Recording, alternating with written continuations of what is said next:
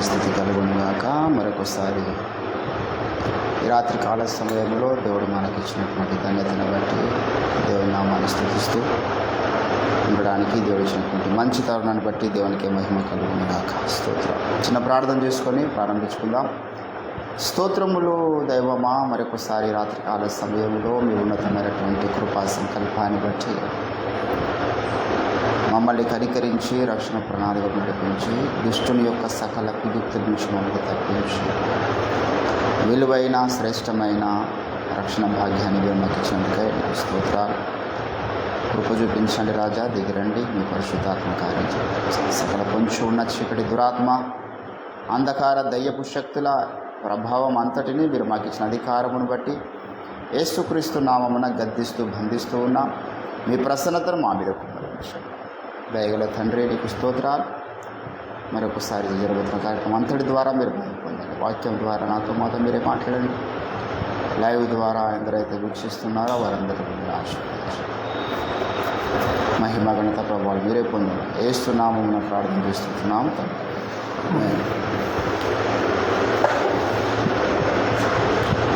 దేవునికి స్తోత్రం.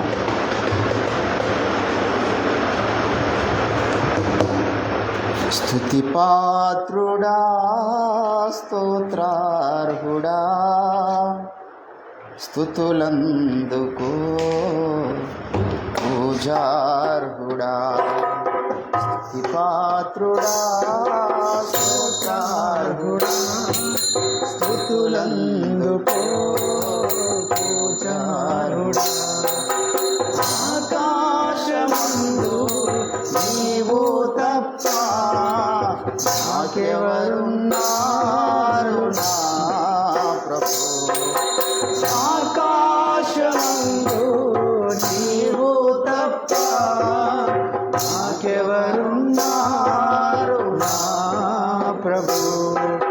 స్తుతి పాత్రుడా, స్తోత్రార్హుడా, స్తుతులందుకో పూజార్హుడా.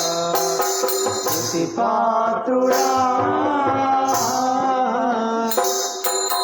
నా శత్రువులు నన్ను తరుముచుండగా నాయాత్మ నాలో కృంగెని ప్రభు.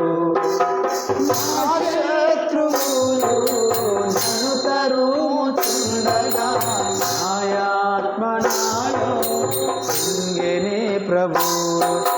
నా మనసు నీ వైపు రిప్పిన వెంటనే శత్రువుల చేతి నుండి విడిపించినావు, కాపాడినావు. నా మనసు నీ వైపు రిప్పిన వెంటనే శత్రువుల చేతి నుండి కాపాడినావు. స్తుతి పాత్రుడా, స్తోత్రార్హుడా, స్తుతులందుకో పూజార్హుడా. స్తుతి పాత్రుడా, నా ప్రాణ స్నేహితులు నన్ను చూసి దూరానని పేరు నా ప్రభు. నా ప్రాణ స్నేహితులు నన్ను చూచి దూరానని పేరు. నీ వాక్య జ్ఞానమే నా త్రోవకు వెలుగై నన్ను నిలిపెను నీ సన్నిధిలో, నీ సంగములో. నీ వాక్య జ్ఞానమే నా త్రోవకు వెలుగై నన్ను నిలిపెను నీ సన్నిధిలో, నీ సంగములో. స్తుతి పాత్రుడా, స్తోత్రార్హుడా, స్తుతులందుకో పూజార్హుడా. స్తుతి పాత్రుడా, స్తోత్రార్హుడా, స్తుతులందుకో పూజార్హుడా. ఆకాశమందు నీవు తప్ప నాకెవరున్నారు నా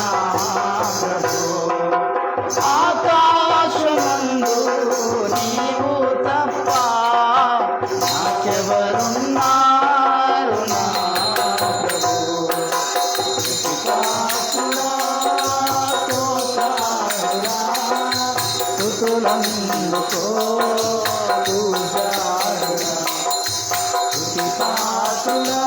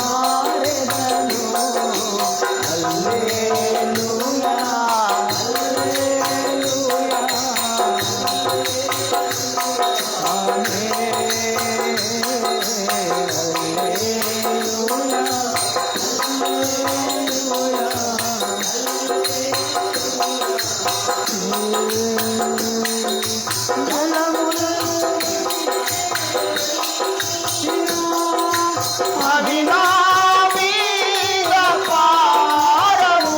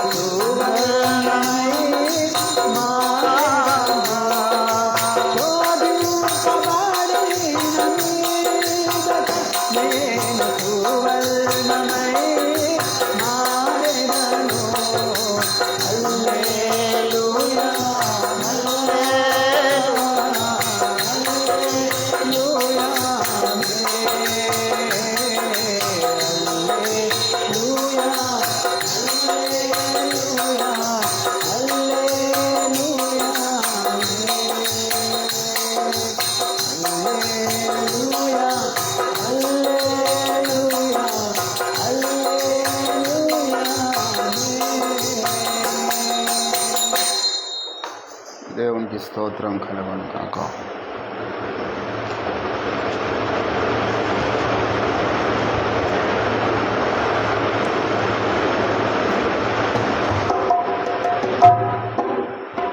దేవునికి స్తోత్రం.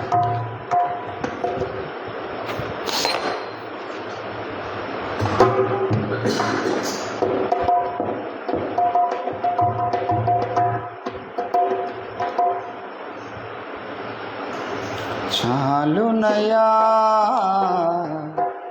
చాలునయా నీ కృప నాకు చాలునయా, నీ కృప నాకు చాలునయా. ప్రేమామయుడివై ప్రేమించావు, కరుణామయుడివై కరుణించావు.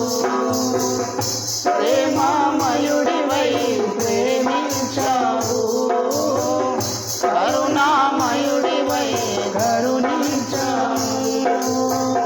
తల్లిగా లాలించి తండ్రిగా ప్రేమించే, తల్లిగా లాలించి తండ్రిగా ప్రేమించే ప్రేమా కరుణ నీ కృప చాలు. ప్రేమా కరుణ నీ కృప చాలు. చాలునయా చాలునయా నీ కృప నాకు చాలునయా, నీ కృప నాకు చాలునయా. దిగగల ఊబిలో పడియుండగా నా అడుగులు స్థిరపరచు నిలిపితివయ్యా. దిగటగల ఊబిలో పడియుండగా నా అడుగులు స్థిరపరచు నిలిపితివయ్యా. నీ సోపుతో నన్ను కడుగుము యేసయ్యా, హిమము కంటేను తెల్లగా మార్చయ్యా. నీకేమి చెల్లింపు నా మంచి యేసయ్యా, నా జీవితమంతా అర్పించు నీకయ్యా. ప్రేమా కరుణ నీ కృప చాలు. ప్రేమా కరుణ నీ కృప చాలు. చాలునయా చాలునయా నీ కృప చాలు.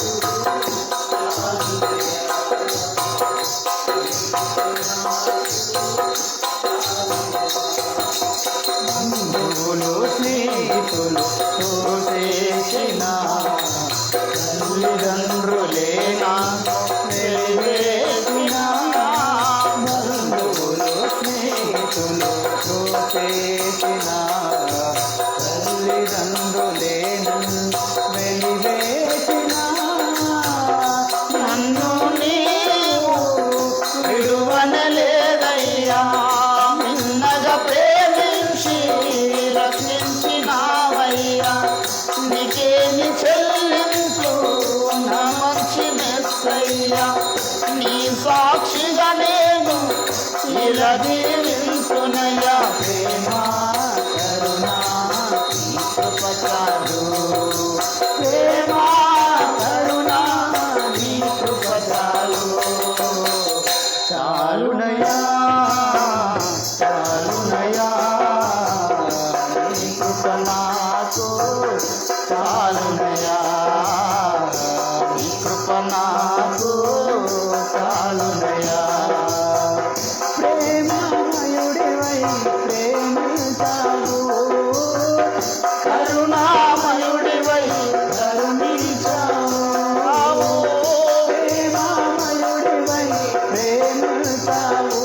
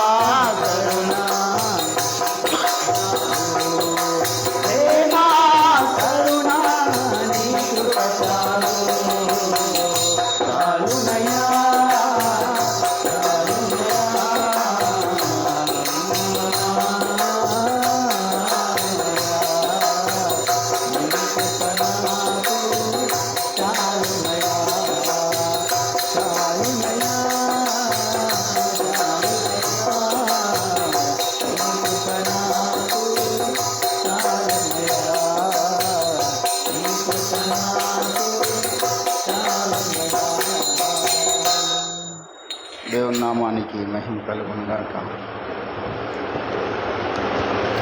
చివరి ఒక పాట పాడుకుందాం.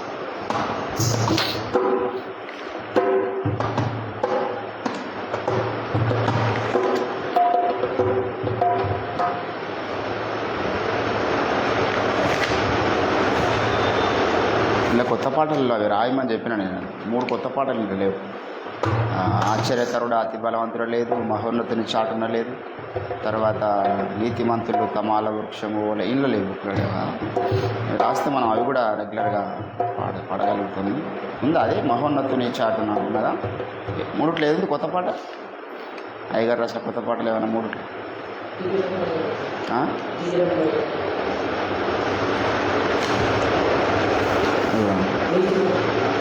పాట.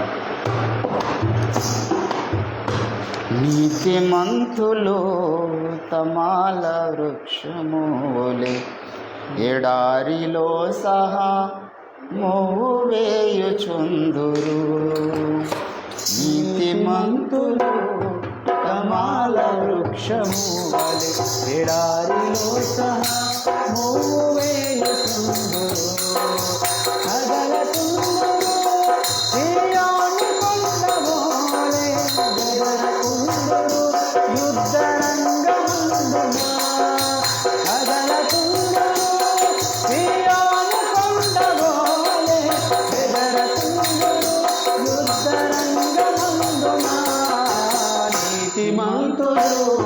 తమాల వృక్షము వలె ఎడారిలో సహా మోవు వేయుచుందురు.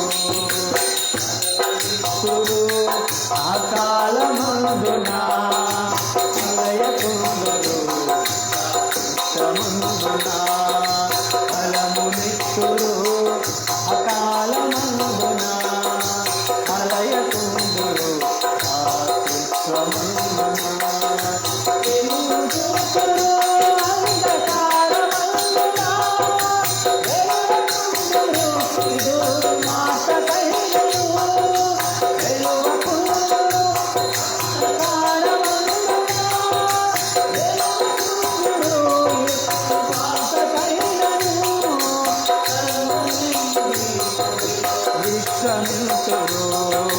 సర్వశక్తుని ఒడిలో విశ్రమింతురు. నీతిమంతులు తమాల వృక్షము వలె ఎడారిలో సహా మోవు వేయుచుందురు.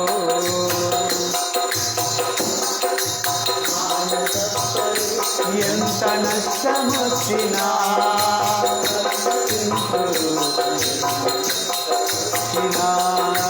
మాట తప్పరు. ఎంత నష్టమొచ్చినా సంతరించుడు. ఎంత నష్టమొచ్చినా కుంగిపోరినా ఎన్ని నిందలొచ్చినా అరులపై నిందరు మోపకుందురు. కుంగిపోరినా ఎన్ని నిందలొచ్చినా అరులపై నిందలు మోపకుందురు. దేవుని మెప్పునే కోరుకుందురు. దేవుని మెప్పునే కోరుకుందురు. నీతిమంతులు తమాల వృక్షము వలె ఎడారిలో సహా మోవు వేయుచుందురు. నీతిమంతులు తమాల వృక్షము వలె ఎడారిలో సహా మోవు వేయుచుందురు. ఉడమి నడుచుకుందురు, సొంత నీతిలో అతిశయించుకుందురు. జ్ఞానవంతులై ఉడమి నడుచుకుందురు, సొంత నీతిలో అతిశయించుకుందురు. దైవనీతినే పాటింపజూతురు, నీతిగా ధరించురు. దైవనీతినే పాటింపజూతురు, క్రీస్తునే తమకు నీతిగా ధరించురు.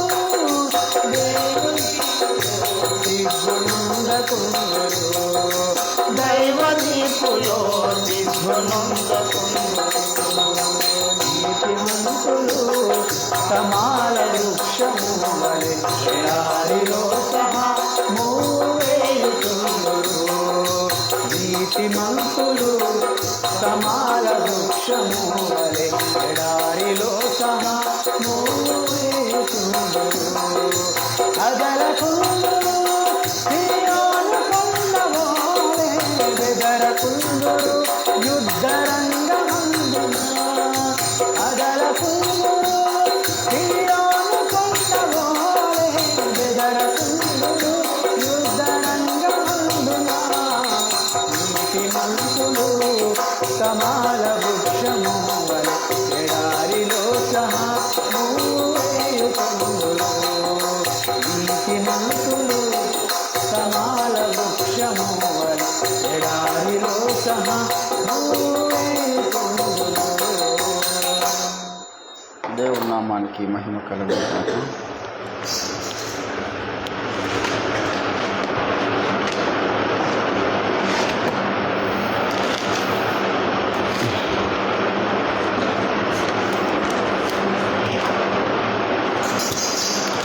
దేవుని వాక్య ధ్యానంలో ఉంటుందా?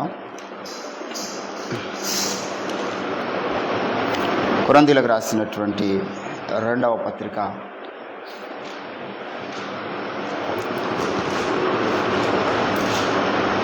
4వ అధ్యాయం. కొరింథీయులకు రాసిన 2వ పత్రిక 4వ అధ్యాయము 11వ వచనం. ఏలయనగా యేసు యొక్క జీవము కూడా మా మర్త్య శరీరమందు ప్రత్యక్షపరచబడినట్లు సజీవులమైన మేము ఎల్లప్పుడూ యేసు నిమిత్తము మరణమునకు అప్పగింపబడుచు ఉన్నాం. కావున మాలో మరణమును మీలో జీవమును కార్యసాధకమగుచు ఉన్నది. చదవబడిన లేఖన భాగము దేవుడు మన వెనుకలో ఫలింపచేయునుగాక. ఆమేన్. ప్రభునందు నాకు అత్యంత ప్రియులారా, పౌలు భక్తుడు తన యొక్క సక్సెస్ఫుల్ మినిస్ట్రీ వెనకాల ఉన్నటువంటి నేపథ్యము చెప్తూ ఉన్నాడు. Why they are very success in their ministry. వారు ఏ రీతిగా దేవుని కొరకు శూరకార్యాలు జరిగించారంటే, వారు మరి యేసుక్రీస్తు యొక్క మరణమందు అతిశయించినారు. ఆయన మరణములో పాలిభాగస్తులైనారు. వారి వద్ద ఎప్పటికీ మరణపు వాసన అంటాడు కదా. ఎటుపోయినా మేము తరమబడుచున్నాం. కాగా అనకముందు ఏమన్నాడు? యేసు యొక్క జీవము అనకముందు ఏమన్నాడు ఆయన? ఏంటంటే ఏలయనగా యేసు యొక్క జీవము కూడా అన్నాడంటే అంతకుముందు చెప్పాడు. ఏం చెప్పాడు? 8వ వచనం. ఎటుపోయినా శ్రమపడుచు ఉన్నాం, ఎరికింపబడిన వారము కాము, అపాయములో నున్నను కేవలం ఉపాయము లేని వారము కాము, తరమబడుచు ఉన్నను దిక్కులేని వారము కాము, పడద్రోయబడినను నశించు వారము కాము. యేసు యొక్క జీవము మా శరీరమందు ప్రత్యక్షపరచబడుటకై యేసు యొక్క మరణానుభవమును మా శరీరమందు ఎల్లప్పుడూ వహించుకొనుచు ఉన్నాం. యేసు యొక్క మరణానుభవము ఏంటండి?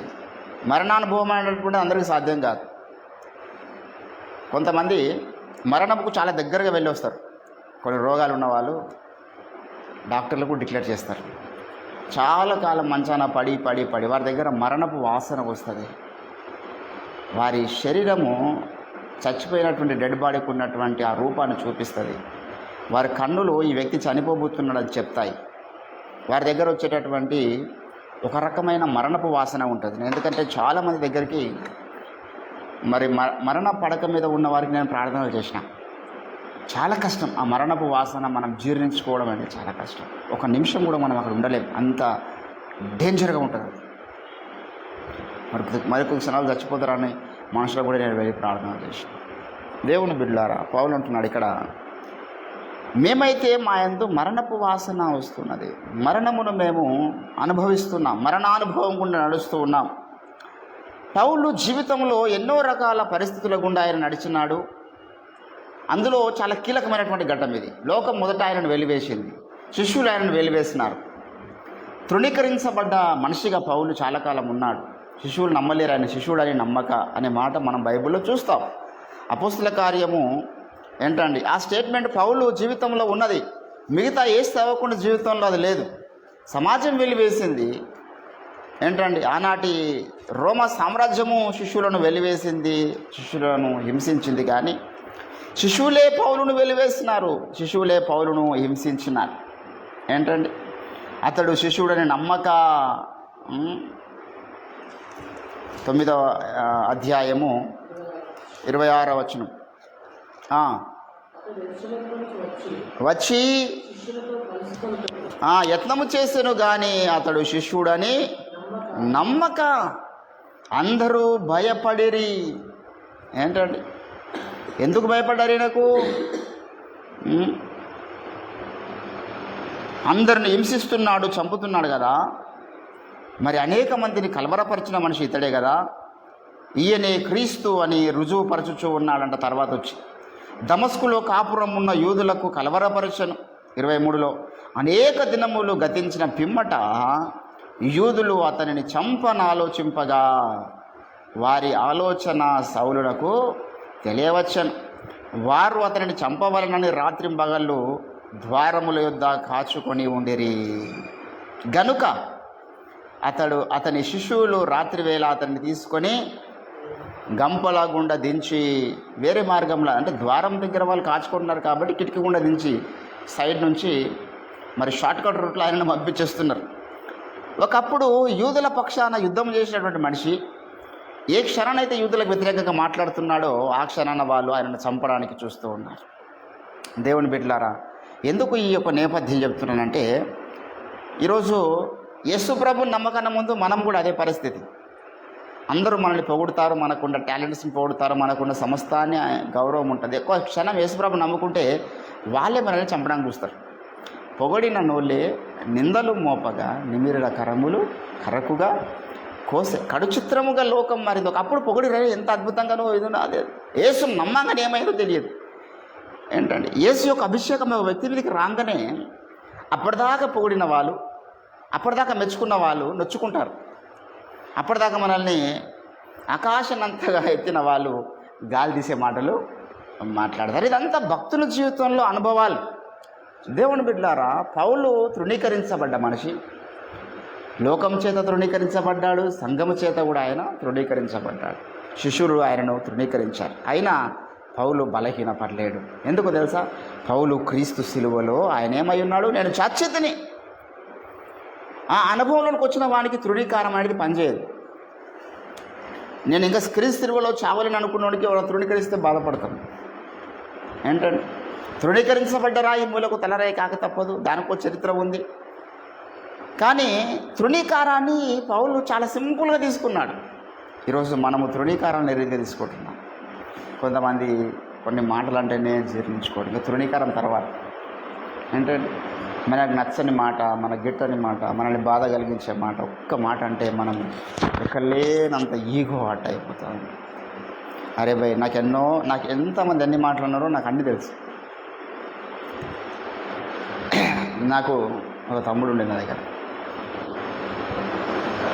వాళ్ళ డాడీ నాకు ఫోన్ చేసి వాడిని నువ్వు కన్నావా నేను కన్నా అన్నాడు. మొన్న ఒక ఆమె అంటుంది, మా నాయన నీ బర్త్ సర్టిఫికేట్ మా నాయన పేరు ఉందా అంటుంది. అంటే మా నాయన కూడా నువ్వు పుట్టినావా, నీకేంది అని ఒప్పుకున్నాను. ఇట్లా ఎంతమంది ఎన్ని మాట్లాడినారు. నా దగ్గర చాలా కాలం ఉండి నా ప్రేమను రుచి చూసి నా దగ్గర తిని పండుకొని ఏమి ఆశించకుండా సంవత్సరాల తరబడి పోషించిన నేను ఎవరి దగ్గర ఒక రూపాయి ఆశించలేదు. ఈరోజు వాళ్ళ దగ్గర కూడా నా పోరాడబోతే 4 రోజులు వాళ్ళకి భోజనం పెట్టే పరిస్థితి లేదు. వానికి 4 రోజులు నా దగ్గర 4 సంవత్సరాలు 5 సంవత్సరాలు ఉన్నాడు. ఆడ పోయినోడు అప్పటిదాకా పోవచ్చు, సంబంధం లేదు. కానీ ఒక్కొక్కడు ఒక నింద వేసిపోయాడు. ఒకడేమో నాకు అన్నం పెడతలేదని పోయాడు. మరి వానికి ఎప్పుడు అన్నం పెట్టలేనో దేవుడికి తెలుసు. అది దేవుని దగ్గర దానికి లెక్క ఉంటుంది. ఒకడేమో ఆయన క్యారెక్టర్ మంచిది కాదు, ఆయన శ్రీలోలుడు ఆయనకు చాలామంది అమ్మాయిలతో కాంటాక్ట్స్ ఉన్నాయి అనుకుని ఆ లిస్ట్ అంతా వాడు రెప్పిస్తున్న అయిపోయే ముందు చెప్పాలి. మంది అదే బహుమానం. ప్రభువా ఈ లిస్టు పట్టుకొని వచ్చాను తండ్రి, నేను సునీల్ పాస్టర్ గారి యొక్క జీవితం యొక్క లిస్టు పట్టుకొని వచ్చాను, దయచేసి నాకు బహుమానం అంటే దేవుడు ఎడమకాలు చెప్పి తీసుకొని మనం కొడుతుంది. అరే వాని బతుకు నీకెందుకు రాదు, నీ బతుకు నీ లిస్టు పెట్టి ముందుగా అంటే నువ్వెంత ప్రార్థన చేసినావు, నువ్వెన్ని ఆత్మని సంపాదించుకుని అంటాడు. అంటే వీడు ఇదే లిస్టు పట్టుకొని తిరుగుతూ ఉన్నాడు. ఒకడేమో నన్ను దేవుడు పిలవలేదు, అభిషేకించలేదు, ఆయన దేవుడు వదిలిపెట్టిండు, ఆయనకు దయ్యం పట్టింది, రకరకాల నిందలు. నాకు అవన్నీ గుర్తు చేసుకుంటే ఆశ్చర్యం అనిపిస్తుంది. మనుషులు ఇంత విచిత్రంగా ఉంటారా అంటే యేసుప్రభుకి అన్నారు, మరి ఈయన దయ్యాలకు గురువు అన్నారు, ఆయన దేవుని కుమారుడు. పౌలుకి అన్నారు, ఆయన భ్రష్టుడు అన్నారు. పౌలు మీద లేని ఎలిగేషన్ లేదు, ఆయన ప్రసంగాలు వేస్తూ అన్నాడు ఒకడు. యేసుప్రభుకు బయోజుల్వ ద్వారా దయ్యాలంటే దయ్యాల యొక్క ప్రభావం ద్వారానే వెలగొడుతున్నాడు ఇవన్నీ అని అన్నారు. ఈయన వ్యభిచారం వల్ల పుచ్చినవాడు అన్నారు. అంటే ఇంక అంతకన్నా పెద్ద మాటలు మనకేమంటారు, మనకు అంత పెద్ద నష్టం ఏముంది? వ్యభిచారం వల్ల పుచ్చినావు అంటే ఆయన రోజు నీకు ప్రాబ్లం ఏముంది? నేను పుట్టిన మొత్తం మీద దాన్ని మార్చలే నేను పోయి. నేను ఒకవేళ వ్యభిచారం వల్ల పుట్టినా, సక్రమంగా పుట్టినా, లేకపోతే క్రమమైన సంసార జీవితంలో పుట్టినా, లేకపోతే నేను ఎట్లా పుట్టినాడు ఇప్పుడు నేను మార్చగలుగుతానా పోయి? దాన్ని నువ్వు మాట్లాడడం వల్ల ప్రయోజనం ఏముంది? నా జీవితంలో గతంలో ఏదైనా జరిగితే అంటే మనుషులు ఎప్పుడు కూడా ఎట్లుంటారంటే, అందుకే యోబు గ్రంథంలో వాళ్ళంతా మామూలు మనుషులు కాదు. They are praise to God. దేవుడు నామాన్ని గొప్ప చేస్తున్నారు. దేవుడు న్యాయం గలవాడు, దేవుడు కనికరం గలవాడు, దేవుడు అగోచరుడు, దేవుడు మహామేధావి, దేవుడు అన్యాయం చేయడు అని పొగిడి పొగిడి పొగిడి పొగిడి వచ్చి ఒక మనిషి మీద నిందలేస్తున్నారు. దేవుడు వీరందరి అసలు యోబు గ్రంథంలో ఆ స్నేహితులే చాలా గొప్పగా దేవుని ఆనర్ చేసినట్టుగా ఉంటుంది. ఆ స్నేహితులే చాలా దేవుని యొక్క గొప్ప తత్వాన్ని, వ్యక్తిత్వాన్ని, దేవుని యొక్క మూర్తివంతాన్ని గణపరిచినట్లుగా ఎక్కువ ఉంటుంది. అదే ఎక్కువ ఉంటుంది. మళ్ళీ మ్యాటర్ కూడా దేవుని గురించి వాళ్ళు చెప్పిన గొప్పలే ఎక్కువ ఉంటాయి. అసలు యోబుకు అక్కడక్కడక్కడ ఒక మాట అన్నట్టు ఉంటుంది, సూటిపోటి మాటలు అన్నట్టు ఉంటుంది. కానీ లాస్ట్కి వచ్చి దేవుడు అంటాడు, అసలు వీళ్ళంతా జ్ఞానం లేని మాటలు మాట్లాడుతున్నారు. అరే సర్వశక్తుడు అన్యాయం చేయడం అసాధ్యమని అన్నాడు ప్రభు, అది జ్ఞానం లేని మాటనా? దేవుడు న్యాయము తప్పడన్నాడు ఏలీవు, అది జ్ఞానం లేని మాటనా? సర్వశక్తుడు అన్యాయం చేయడానికి జ్ఞానం లేని మాటనా అంటే దేవుడు అన్నాడు అవన్నీ జ్ఞానం లేని మాటలే. వాడు నన్ను ఎంతనన్నా గణపరచవచ్చు, కానీ నా సేవకుడైనటువంటి యోబు విషయంలో వాళ్ళు ఏం చేశారు? అన్యాయం చేశారు. అక్కడ సాటి సహోదరుడుగా ఉన్నటువంటి యోబుకు అన్యాయం చేస్తూ నన్ను గణపరుస్తున్నారు. అది దేవునికి నచ్చలేదు. దేవుని గణపరిచినటువంటిది ఎక్సలెంట్, కానీ సాటి సహోదరుని మీద అన్యాయపు నిందలు వేస్తూ, అన్యాయంగా దూషిస్తూ, ఆయన నొప్పిస్తూ దేవుని గణపరుస్తున్నారు. అందుకే లాస్ట్కి వచ్చి వారందరూ దుష్టుని సంబంధులని దేవుడు అన్నారు. ఏంటంటే దుష్టుని చేతిలోనికి వాళ్ళు వెళ్ళిపోయినారు. యోబు గ్రంథంలో మనం గమనించినట్లయితే ఏంటంటే యోబు చరిత్ర అంతా ఇదే మాట్లాడుతూ ఉంటుంది మనకు కదా. యోబు గ్రంథం అంతా ఏం మాట్లాడుతున్నది? దయచేసి యోబు గ్రంథం 42వ అధ్యాయము 3వ వచనంలో ఇది ఎవరు మాట్లాడుతున్న మాట అంటే, అప్పుడు యోబు యెహోవాతో ఇలాగూ ప్రత్యుత్తరమిచ్చెను, నీవు సమస్త క్రియలు చేయగలవనియు నీవు ఉద్దేశించినది ఏది నిష్ఫలము కానేరదనియు నేను ఇప్పుడు తెలుసుకొంటిని.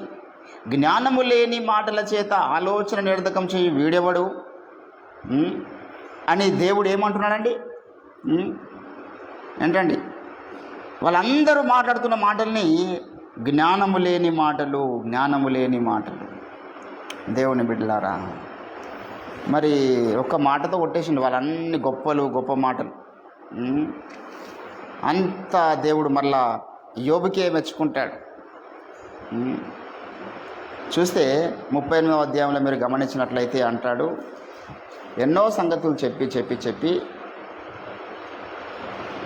అప్పుడు యెహోవా సుడిగాలిలో ఇలాగు ప్రత్యుత్తరం ఇచ్చెను, జ్ఞానము లేని మాటలు చెప్పి ఆలోచనలు చెరుపు వీడెవడు, పౌరుషము తెచ్చుకొని నీ నడుము బిగించుకొనుము అంటున్నాడు యోబుతో. వాళ్ళేదో నీ మీద నిందలేస్తున్నారు. ఒకప్పుడు నీ దగ్గర వంగి దండాలు పెట్టిన వాళ్ళు ఏంటండి యోబు దగ్గర కొంతకాలం శిష్యులుగా ఉన్నారంట. కొంతకాలం వాళ్ళు శిష్యులుగా ఉన్నప్పుడు కూర్చోవాలి, లేవమంటే లేవాలి. యోబు యొక్క ప్రేమను అనుభవించిండ్రు, యోబు యొక్క మంచితనాన్ని చూసిండ్రు. అన్నీ చూసి మళ్ళీ వాళ్ళు ఏమంటారు తెలుసా? యోబు మీద వాళ్ళు మరి పండ్లు కొరుకుచూ ఉన్నారు చూసి. ఏంటండి, దయచేసి మీరు గమనిస్తే అవన్నీ మాటలు ఉంటాయి.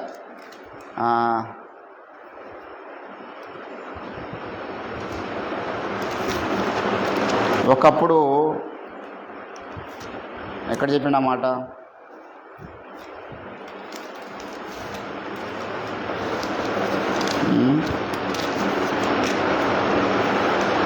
ఇరవై 29వ అధ్యాయం రోజు చూడండి.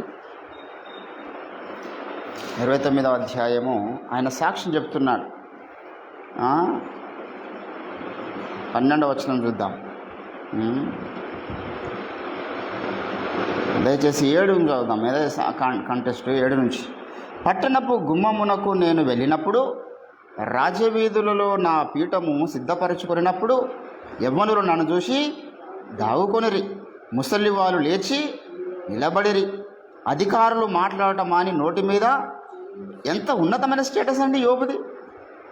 ఒకప్పుడు నన్ను చూస్తే గజ గజ గజ వణికిపోయారు, యవనస్తులు పారిపోయి దాక్కునేవాళ్ళు, వృద్ధులుంటే లేచి నిలబడేవాళ్ళు, అధికారులు నోటి మీద వేలేసుకున్న వాళ్ళు యోబు వస్తే మాట్లాడేవాళ్ళు కాదు. కానీ అంటున్నాడు,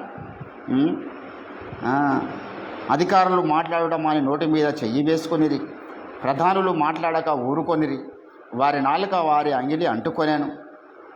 నా సంగతి చెవినబడిన ప్రతివాడు నన్ను అదృష్టవంతునిగా ఎంచాను. నేను కంటబడిన ప్రతివాడు నన్ను గూర్చి సాక్ష్యం ఇచ్చాను. ఏలయనగా మొర్రపెట్టిన దీనులకు, తండ్రి లేని వారికి, సహాయము లేని వారికి నేను విడిపించి తిని, నశించుటకు సిద్ధమై ఉన్న వారిని దీవెన నా మీదికి వచ్చాను. విధవరాన్లో హృదయము సంతోషపెట్టి తిని, నేను నీతిని వస్త్రముగా ధరించుకొంటిని గనుక అది నన్ను ఆదరించాను. నా న్యాయ ప్రవర్తన నాకు వస్త్రముగాను పాగాయను. గుడ్డివారికి నేను కన్నునైతిని, కుంటివారికి పాదములైతిని, దళితులకు తండ్రిగా ఉంటిని. ఎరగని వారి వ్యాజ్యము నేను శ్రద్ధగా, దుర్మారుల దౌడ పనులు ఊడగొట్టి తిని, వారి పల్లెములో నుండి దోపు సొమ్ము లాగివేసి తిని. అప్పుడు నేను ఇట్లా అనుకుంటుని, నా గూటి యొద్ద నేను చచ్చదను, హంసవలే నేను దీర్ఘాయువు గలవాడనగుదును.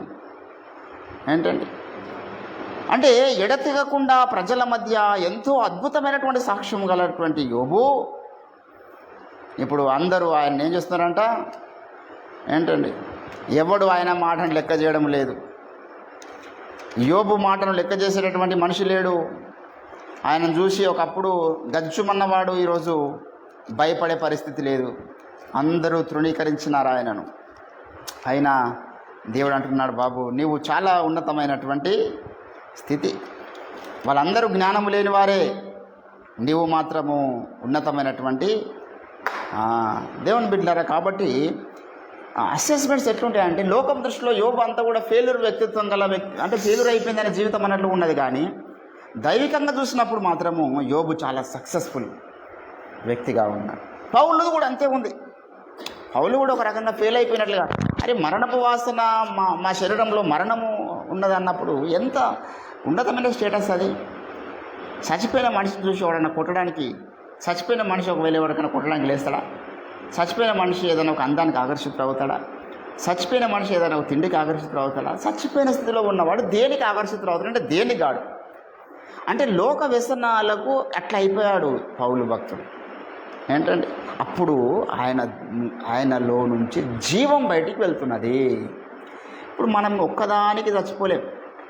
నేత్రాశకు చచ్చిపోలేము, శరీరాశకు చచ్చిపోలేము, జీవబుడంబానికి చచ్చిపోలేము, ఏంటండి భవబంధాలకు చచ్చిపోలేము, స్నేహాలకు చచ్చిపోలేము, శరీర సుఖాలకు చచ్చిపోలేము. మరి ఎట్లా దేవుడు మన ద్వారా జీవం బయటికి వెళ్తుంది? నీలో నుంచి నాలో నుంచి జీవం బయటికి రావాలి. ఆరి హృదయం నుంచి ఏం బయటకు వస్తాయి అన్నాడు? జీవజల నదులు బయటికి వస్తాయి. మరి ఎందుకు వస్తలేవు? చాలామంది పరిశుద్ధాత్మ మీద నింపబడ్డారు, కానీ జీవజల నది పౌరులో నుంచి వచ్చినట్లు ఎవరిలో నుంచి రావడం లేదు. ఎందుకంటే జీవం మన నుంచి బయటికి రావాలంటే ముందుగా మనం మరణపు అనుభవంలో కూడా నడవాలి. కాబట్టి దేవుని బిడ్డలారా, క్రీస్తు శిలువలో చచ్చితి నేను. ఏంటండి ఈరోజు దేవుని బిడ్డలారా మనం అడుగుదాం, ప్రభువా మరణము అనేటటువంటిది మేము మరి టచ్ చేయాలి. మరణపు వాసనను మనం టచ్ చేయాలి. ఆ ఎక్స్పీరియన్స్లోనికి మనం రావాలి. ఇంకెంతకాలము ఈ లోకంలో మనము శరీరాన్ని చంపకుండా సజీవయాగంగా సమర్పించకుండా మీ శరీరం ఏం చేయమన్నాడు? రోమిలకు రాసిన పత్రిక 12వ అధ్యాయం అంటున్నాడు అక్కడ, కాబట్టి సహోదరులారా, పరిశుద్ధమును దేవునికి అనుకూలమైన సజీవయాగముగా మీ శరీరములను ఆయనకు సమర్పించుకొనుడని దేవుని వాత్సల్యతను బట్టి మిమ్మల్ని ఏం చేస్తున్నా, అరే మీరు నుంచి జీవం రావడం లేదు, ఎందుకంటే మీ శరీరాలు ఆయనకు సజీవయాగంగా సమర్పించలేకపోయినారు. ఇంకొకటి దేవదాస గారి పాట గుర్తుకొస్తుంది, చరణం ఈ వచనం చదివినప్పుడల్లా, నా ఇష్టం ఇదిగో ఇది నీ ఇష్టముగా చేయ, నా ఇష్టమిగా అది కాదు. అంటే శరీరం అనేటటువంటిది ఎంత, ఈరోజు దేవుని బిడ్డలారా, సాతాను విశ్వాసి భ్రష్టత్వానికి ప్రధాన కారణం వాడి శరీరాన్ని వాడుకుంటాడు. లోకంలో ఒక సామెత ఉంది, మన కోపమే నరుని శత్రువు అంట. చాలా తప్పది. బైబిల్ చెప్తుంది మీరు కోపపడుడి అని చెప్తుంది, కానీ పాపం చేయకండి. అంటే పాపం జరగడానికి అవకాశం మీ శరీరం ద్వారా ఉన్నది. అందుకే గలతీయుల రాసిన పత్రికలు అంటాడు, ఏమన్నాడు 5వ అధ్యాయంలో ఏంటండి, నేను చెప్పున్నదేమనగా 16వ వచనం, ఆత్మానుసారముగా నడుచుకునుడి, అప్పుడు మీరు శరీర ఇచ్ఛలను నెరవేర్చరు. శరీరము ఆత్మకును, ఆత్మ శరీరమునకును విరోధముగా అపేక్షించును. ఏంటండి, ఇవి ఒకదానికొకటి వ్యతిరేకముగా ఉన్నవి, మీరేమి నిశ్చయించుదురో వాటిని చేయకుందురు. ఏంటండి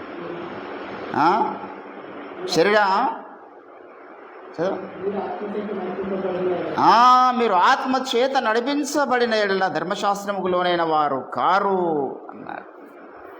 శరీరము ఆత్మ శరీరానుసారమైన మనసు ఎక్కడ తీసుకెళ్తాట మనిషిని?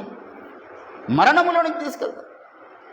ఏంటండి, కొరింథీయులకు రాసినటువంటి పత్రికలో పౌలు అంటాడు, శరీరానుసారమైన మనస్సు ఉన్నది, ఆత్మానుసారమైన మనస్సు ఉన్నది కదా.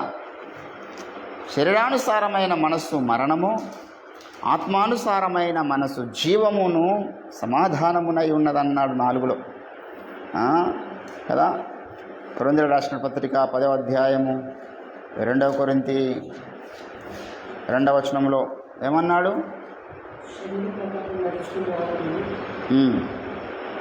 అది అక్కడ కాదు, రోమిలకు రాసినటువంటి పత్రిక 8వ అధ్యాయం, రోమిలకు రాసిన పత్రిక 8వ అధ్యాయము 3 నుంచి చదువుదాం. శరీరానుసారముగా ప్రవర్తింపక ఆత్మను అనుసరించి నడుచుకొను మనయందు ధర్మశాస్త్ర సంబంధమైన నీతి విధి నెరవేర్చబడవలనని పాప పరిహారము నిమిత్తము దేవుడు తన సొంత కుమారుని పాప శరీరాకారంతో పంపి ఆయన శరీరమందు పాపమును శిక్ష విధించెను.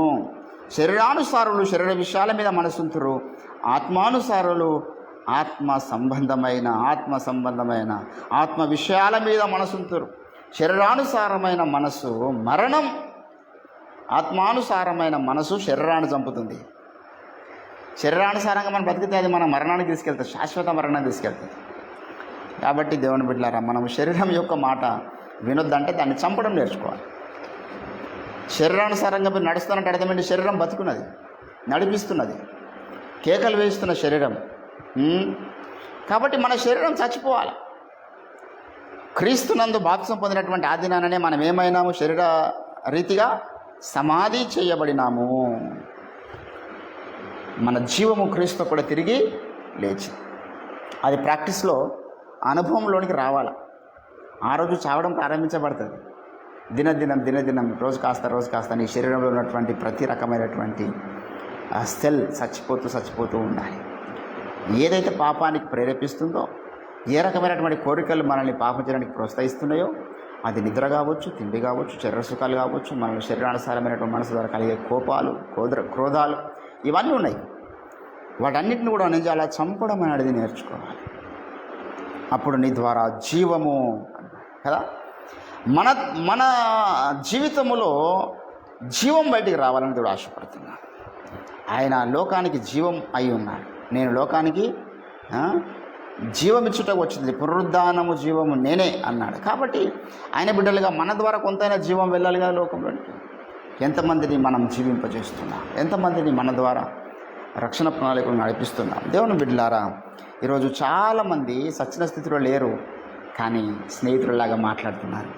యోబు స్నేహితులు ఎట్లయితే మాట్లాడారో అట్లా గొప్పగా మాట్లాడుతున్నారు దేవుని గురించి, గొప్పగా పాటలు పాడుతున్నారు దేవుని గురించి, గొప్పగా వాక్యాలు చెప్తున్నారు దేవుని గురించి, కానీ జీవం బయటికి రావడం లేదు. అది యోబు స్నేహితులు ఉన్నటువంటి జోన్లో ఉన్నాడు వీడు. మనం ఎంత గొప్పగా మాట్లాడుతున్నామని కాదు, ఎంత గొప్పగా మనలో నుంచి జీవం బయటికి వెళ్తున్నది అనేది పాయింట్. ఎన్ని హృదయాలు కదిలించబడుతున్నాయి మన మాటల్ని బట్టి అనేది పాయింట్. ఎంతగా మనం లోకానికి, లోక వ్యసనాలకు, లోక సంబంధమైనటువంటి బంధాలకు మనం చచ్చిపోయాం. ఏ వ్యసనానికి చచ్చిపోయేది లేదు, ఏ భావబంధానికి చచ్చిపోయేది లేదు, ఏ స్నేహాన్ని వదులుకోలేదు. జీవం బయటికి వెళ్ళాలంటే దేవుడు నవ్వుతాడు, దయ్యం గాడు కూడా నవ్వుతాడు. నీలో నుంచి ఏం జీవం వస్తుందరా, అవలాగనలాగా మాట్లాడుతున్నావు అనుకుంటాడు సైతాన్ గాడు. ఆడు ఇంకా చాలా విషయాలకు చచ్చిపోలేడు, మళ్ళీ జీవం బయటికి రావాలంటాడు.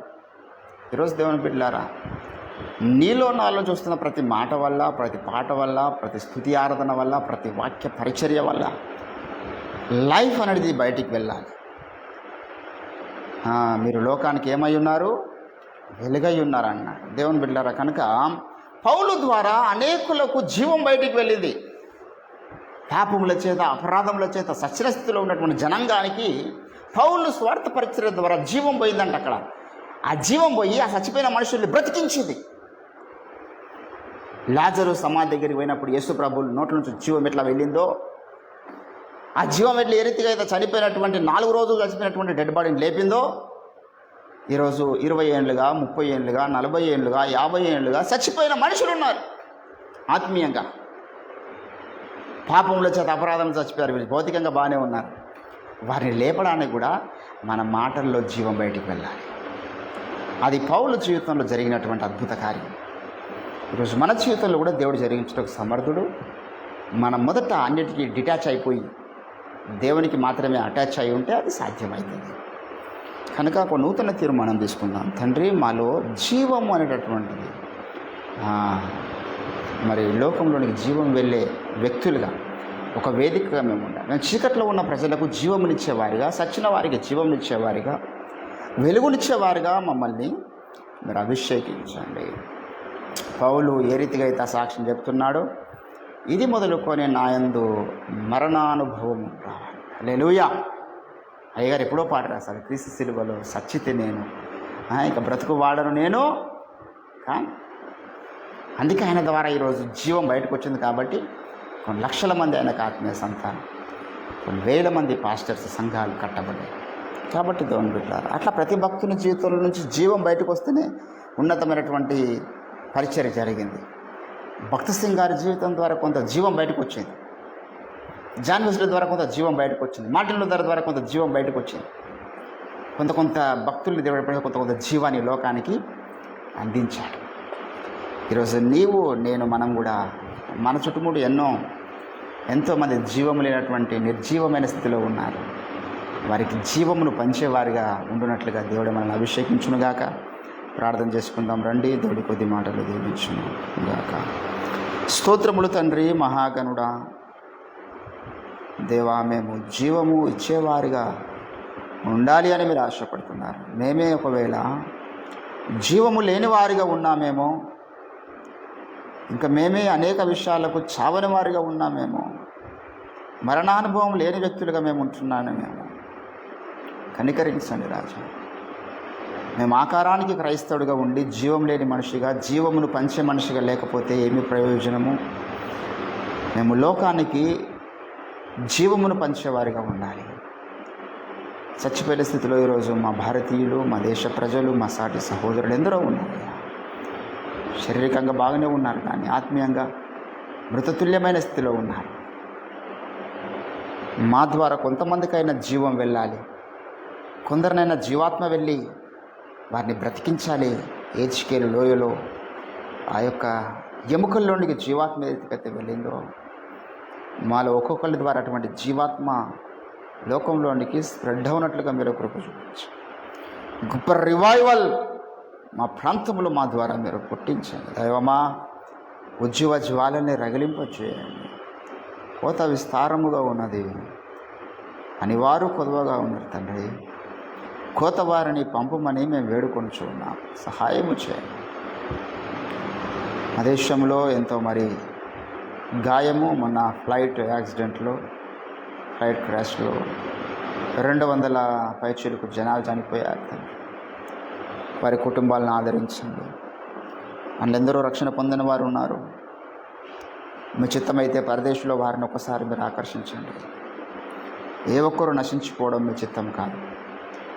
ఏ ఒక్కరు నరకానికి వెళ్ళడం మీ చిత్తం కాదు. ఏ మతం వారైనా, ఏ కులం వారైనా యేసునందు విశ్వాసం ఉంచాలని మీరు ఆశపడుతున్నారు. కృప చూపించండి, వారికి మార్మనసు దయచు. మరొకసారి నేటి దినమున విత్తబడినటువంటి వాక్యాన్ని మందులో ఫలింపచేసి మేము జీవపు ఊటగా నీ ప్రతినిధులుగా ఈ లోకంలో ఉన్నట్లుగా మీరే కృప చూపించండి. మీకే సమస్త మహిమ, ఘనత, ప్రభావాలు యేసుక్రీస్తు అద్భుత శక్తియుత నామమున ప్రార్థన సమర్పిస్తూ ఉంటున్నాం తండ్రి. యేసు రక్తమే జయం, ప్రభు యేసు రక్తమే జయం. ప్రభు యేసు నామానికి సంపూర్ణ విజయం, అపవాదికి వాని క్రియలకు అనంత కోటి నాశనము కలుగును. ఆమేన్.